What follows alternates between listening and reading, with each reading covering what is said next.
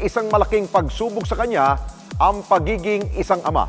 Dahil ang kanyang asawa nalagay sa bingit ng kamatayan kasabay ng panganganak habang ang kanyang baby ilang araw din na sumailalim sa gamutan. Ang pag-agapay ng programa sa kanilang pasibulang pamilya, inyo pong panuorin. Ang masaya sanang sandali ni Charina kasama ang kanilang bagong silang na sanggol na uwi sa takot at pangamba.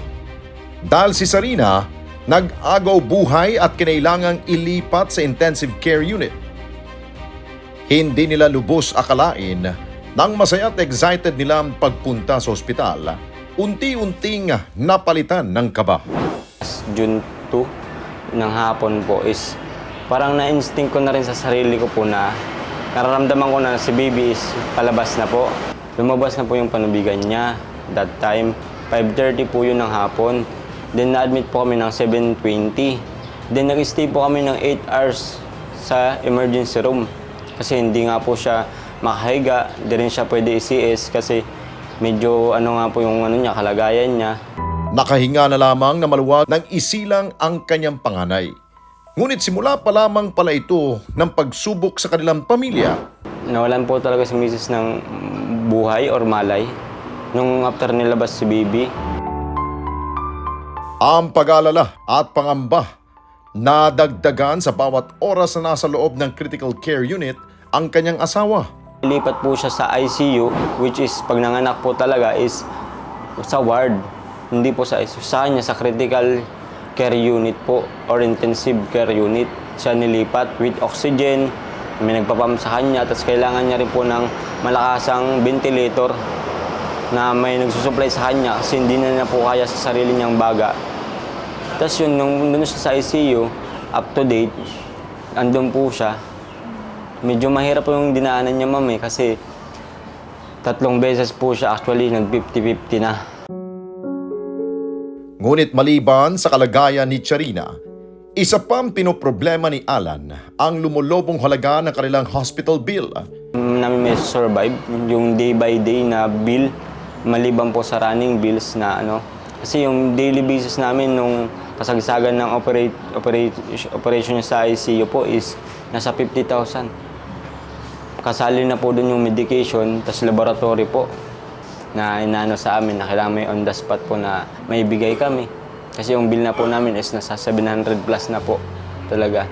Kahit pa paano, masaya ako kasi yung misis ko gusto niya rin makita yung baby namin. Actually, since day 1, di niya pa nakikita po hanggang ngayon. Ang ilan nilang kaanak nakaisip ng paraan para maitawid ang araw-araw na laboratory at gamutan ni Charina. Mindset namin is nakatulong ka na, may t-shirt ka pa po. Within small gap sa capital din sa profit, yung namin is makatulong din kami, hindi lang po yung puro lang kami nag-receive ng tulong. Gusto rin namin is mag-give din kami ng t-shirt, sa pamamagitan ng t-shirt po na nakatulong sila, may t-shirt pa po sila. Yung t-shirt po namin is nasa 250, which is cotton na po siya. Then yung may print na po na may print na po siya sa harapan po. Then minsan pag within this area, pre-delivery, ako na lang po nag-deliver. Ang diskarting ito para sa kanyang pamilya, naging daan para makilala niya ang mga taong tunay na nagmamalasakit sa kanya. From time to time, may ginagamit ka pong kasangkapan na tumulong sa amin sa pamamagitan ng pagbili ng t-shirt. Minsan nga po, tuwang-tuwa ako pagbultuhan. Opo, laking tulong sa amin pagbultuhan kasi isang lang po ng shipping fee. O kaya po, isang deliver ko lang. Auto po ma'am, 20 pieces, 30 pieces. Yan po. Tapos, laking tulong talaga kasi diretso po sa gamot niya. Doon mo talaga makakilala ma'am yung tunay na tao sa mga ganitong sitwasyon po na akala mo, barkada mo sila. Pero pag ganitong problema, wala. Pero yung di mo inaasahan, di mo kakilala, sila yung wala sa katuwaan mo, pero sa pagsubok, andito sila. Yun po na pagtanto sa sarili ko na hayaan mo, Mick, yung mga tumulong sa atin. Tinatandaan ko sila. Para kung masenso man tayo or may pagsubok din sila, bawian natin sila. Then kung hindi man sila yung magkaroon ng pagsubok na ganun, sa iba, ipo-forward natin yung blessing. Para marespondihan si Alan ang programa, bumili ng ilang t-shirt na kanilang binibenta. Hindi lang yan dahil ang kanilang t-shirt for a cause ay kasamang itatampok sa isa sa gawang barangay 25 ng Net25 sa darating na June 26 para tuloy-tuloy silang marespondihan ng marami nating mga tagatangkilik. Nagpaabot na rin tayo ng pinansyal na tulong para maipandagdag sa kanilang iniipong pambayad sa ospital. At dahil nagproseso ng mga dokumento at grant letter si Alan, ang kanyang ate Angel ang tumanggap sa ating naiabot na tulong. Makakatulong po ito lalo-lalo na sa kanyang mga medical needs, lalo na po pangunahin sa bill niya po na talagang lumaki na ngayon sa ospital. Malaking tulong po ito. Maraming salamat po talaga sa inyo. Naway marami pa po kayong matulungang mga tao na nangangailangan po. Naging daan din ang programa para maiparating sa isang mapagkakatiwalaan at maaasahan na grupo ang kondisyon ni Charina. Layo nilang makapagbigay ng assistance sa pamilya upang mabawasan na ang kanilang alalahanin. Yung party list, siyempre, ang nire-representa natin ay agrikultura, no? Pero bukod kasi dyan, no, alam ko po, no, nasunod sa pagkain, yung ating po talagang tinututukan, no? At ang paniwala ko na talagang pangunahing responsibilidad ng bawat gobyerno ay yung kalusugan, no? Pangalagaan ng kalusugan ng bawat mamamayan. No?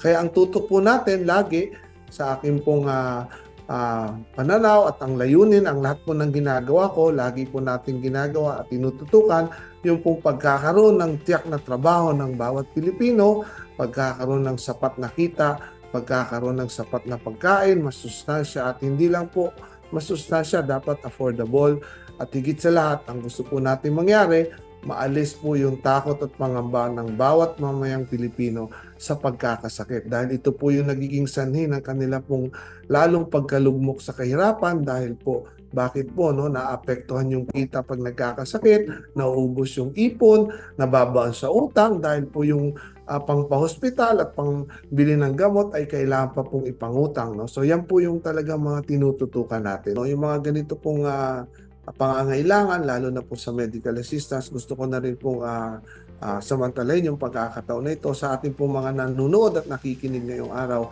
yung pong mga nangangailangan ng medical assistance, guarantee letter, wheelchair, walkers, mga maintenance medicine, mag-message lang po kayo sa aming official Facebook page, Congressman Wilbert Dili, o kaya pwede pong idaan sa inyong programa.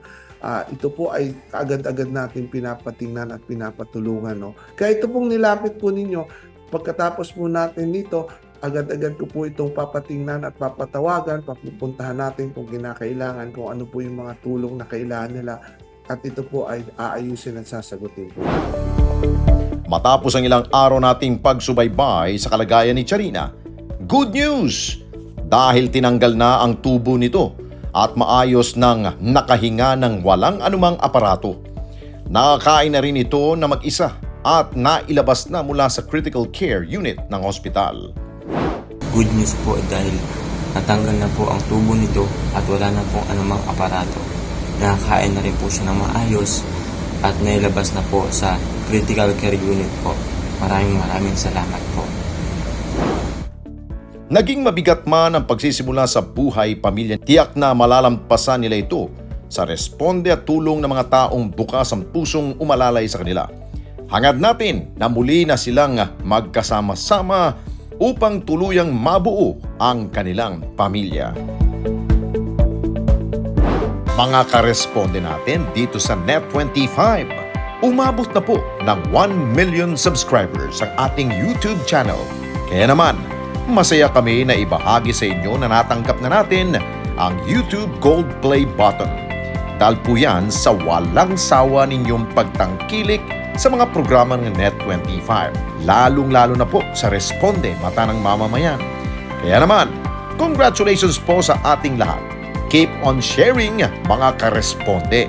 Gawin nating viral ang bawat content natin ng pagtulong at pagresponde sa higit na nangangailangan. Maraming salamat po sa inyong lahat. Mga kababayan, salamat po sa inyo pong pagsubaybay sa Responde Mata ng Mamamayan.